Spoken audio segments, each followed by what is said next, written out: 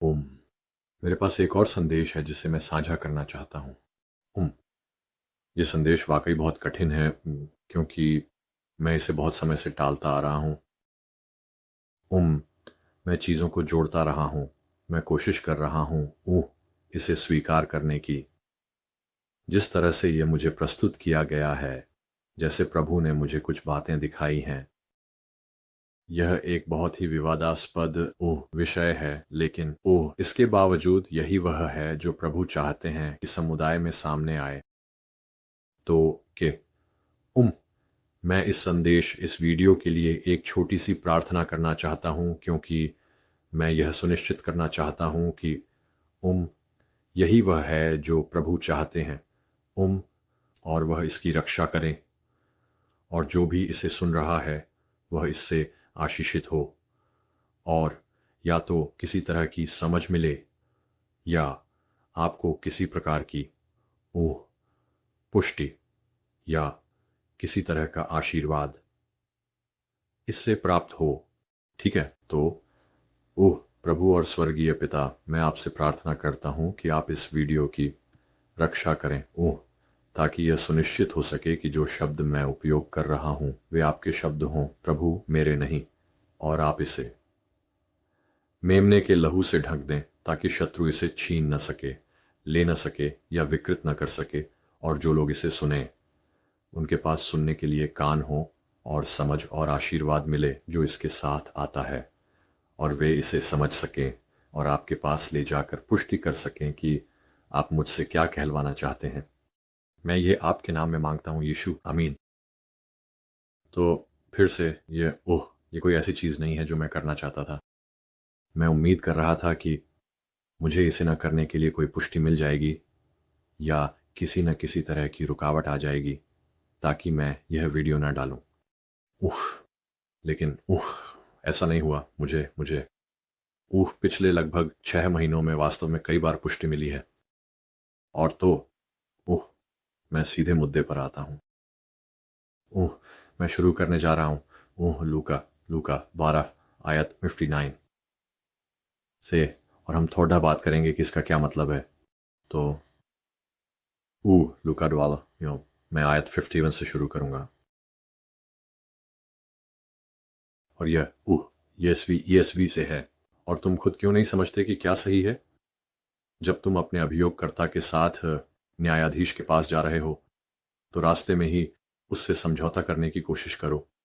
कहीं ऐसा ना हो कि वह तुम्हें न्यायाधीश के पास ले जाए, और न्यायाधीश तुम्हें अधिकारी के हवाले कर दे, और अधिकारी तुम्हें जेल में डाल दे। मैं तुमसे कहता हूं, जब तक तुम अपना आखिरी पैसा भी न चुका दो, तब तक तुम वहां से बाहर नहीं आओगे। ये एक बहुत ही कठिन अंश है जिसे समझना आसान नहीं है, लेकिन मूल रूप से यहाँ जो हो रहा है, और कुछ संदर्भ ये है कि आप जानते हैं, अगर आप जानते हैं, जब आप प्रभु के साथ चलते हैं तो एक समझ होती है, और वह समझ यह है कि आप सब कुछ उन्हें समर्पित कर देते हैं। सब कुछ, अपनी पूरी जिंदगी, अपनी खुद की इच्छा भी, क्योंकि आप लगातार अपने शरीर के साथ संघर्ष में रहते हैं, और शरीर कमजोर होता है। आप खुद से उह वे चीजें नहीं कर सकते जो प्रभु आपसे करवाना चाहते हैं।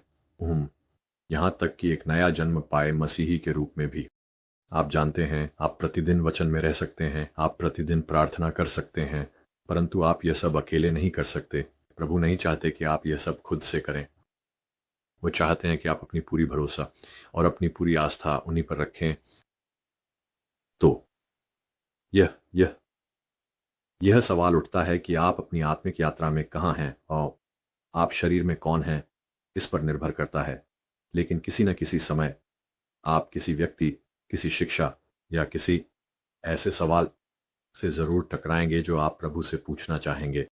और सवाल ये है, अगर मैं यीशु के लहू से ढका हुआ हूं, और अगर मैं पाप करता हूं, तो सब कुछ ठीक है, क्योंकि मैं उद्धार पाया हूं और मैं स्वर्ग जाऊंगा।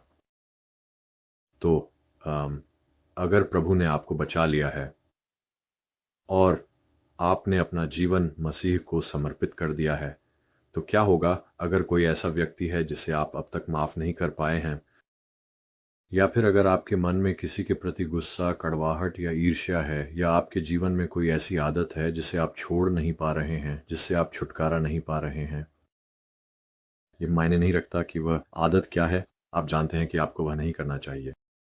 आप जानते हैं कि यह प्रभु या उसके शरीर की महिमा नहीं करता। तो ऐसे मामले में क्या होता है, देखिए, प्रभु ने मुझे यह दिखाया है कि एक ऐसी जगह है जहां एक विश्वासी के रूप में अगर आप अपनी पोशाक को, यानी दुल्हन के रूप में, संभाल नहीं पाए हैं, और मेरे पास मसीह की दुल्हन पर एक वीडियो भी है जिसका लिंक मैं नीचे दूंगा ताकि आप देख सकें। मैं उस बारे में विस्तार से नहीं बताऊंगा, लेकिन अगर आपकी पोशाक या आपकी आत्मा पर कोई दाग या कोई दोष है तो, और मैं कुछ शास्त्र के अंश भी विवरण में जोड़ दूंगा ताकि यह सब प्रमाणित हो सके।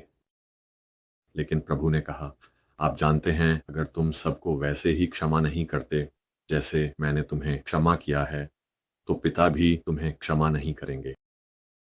कुछ शास्त्र के अंश ऐसे हैं जो कहते हैं जब तक आप ऐसा नहीं करते, आप स्वर्ग के राज्य में प्रवेश नहीं कर सकते।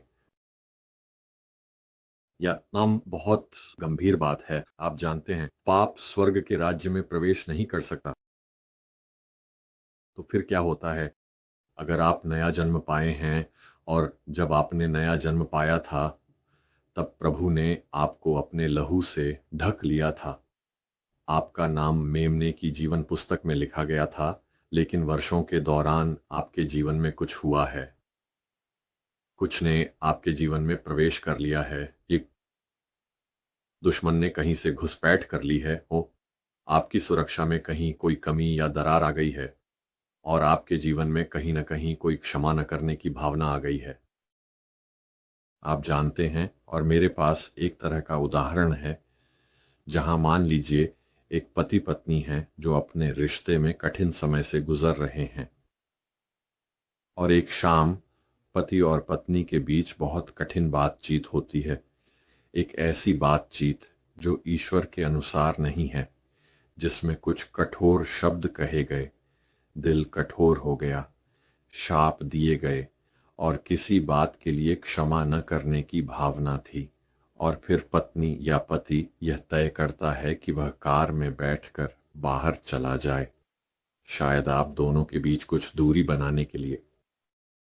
और फिर देखिए क्या होता है, जैसे ही आप बाहर जाते हैं आपका एक्सीडेंट हो जाता है, और आपकी मृत्यु हो जाती है। तो आपके दिल और आत्मा में क्षमा न करने की भावना है। तो अब क्या होता है, भगवान ने मुझे दिखाया है कि स्वर्ग और नर्क के बीच एक जगह है, जैसे कि परगेटरी ओ, जहां आप जाएंगे ताकि आपकी आत्मा पर जो भी अंतिम दाग या कलंक बचा है, या जो भी ऐसी चीज है जिसे आप पृथ्वी पर रहते हुए मसीह के माध्यम से जीत नहीं पाए, उसे हटाया जा सके। मेरा मतलब यह है कि एक विश्वासी के रूप में, और कोई जो या मसीह के साथ चल रहा है और जिसका उसके साथ गहरा संबंध है, मसीह आपके बारे में सब कुछ जानता है। आप उससे कुछ भी छुपा नहीं सकते, वह सब कुछ जानता है। लेकिन अगर आप उससे कुछ छुपाने की कोशिश कर रहे हैं तो वहां एक समस्या है। यीशु के साथ संबंध रखना रोजमर्रा की बात है।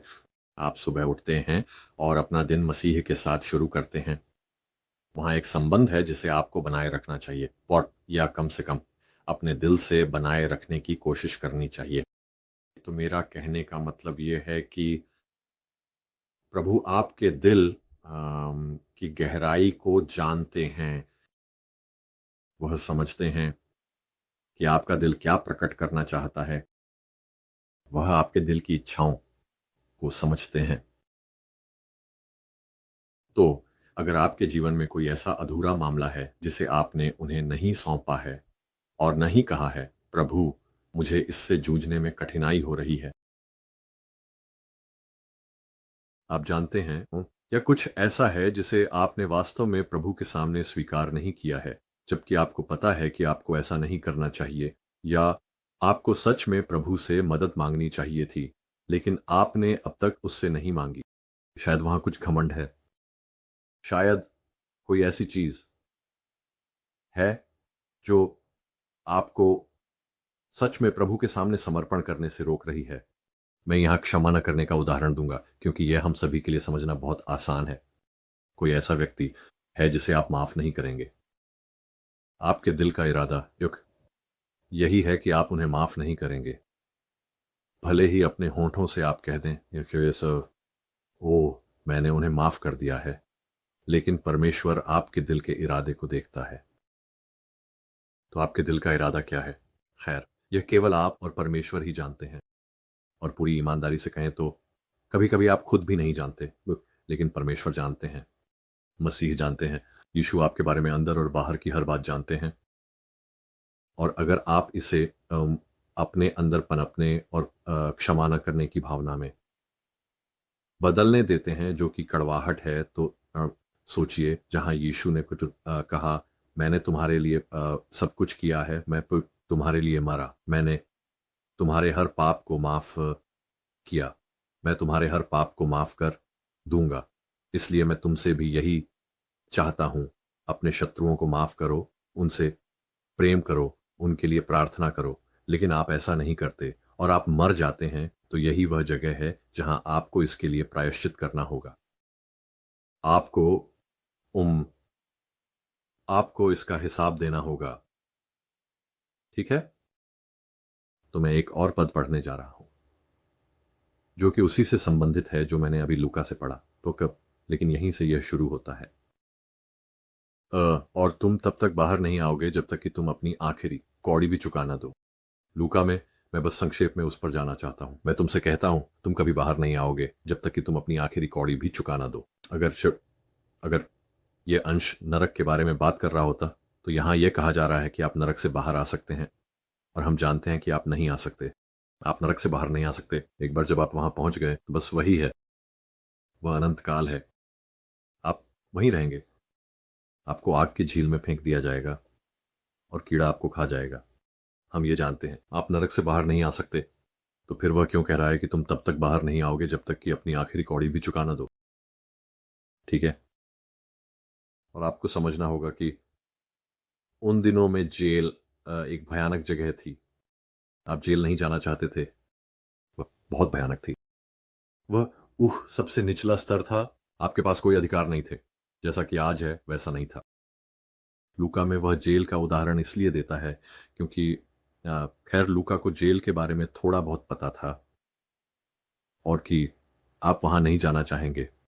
ये एक भयानक जगह है, और आप तब तक बाहर नहीं आ सकते जब तक कि अपनी आखिरी कौड़ी भी चुका ना दें। आपकी आखिरी कौड़ी, जिसका मतलब है कि आप पर कुछ पकाया है। आप पर कुछ पकाया है। अब यह शास्त्र 8 कुरिन्थियों पुप्पो के 315 के साथ मेल खाता है कि तो मैं अभी उसी में जा रहा हूं।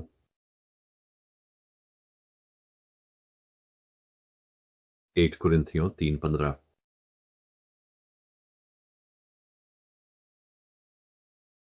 असल में मुझे लगता है कि मैं 10 से शुरू करूंगा, और यह ईएसवी में है।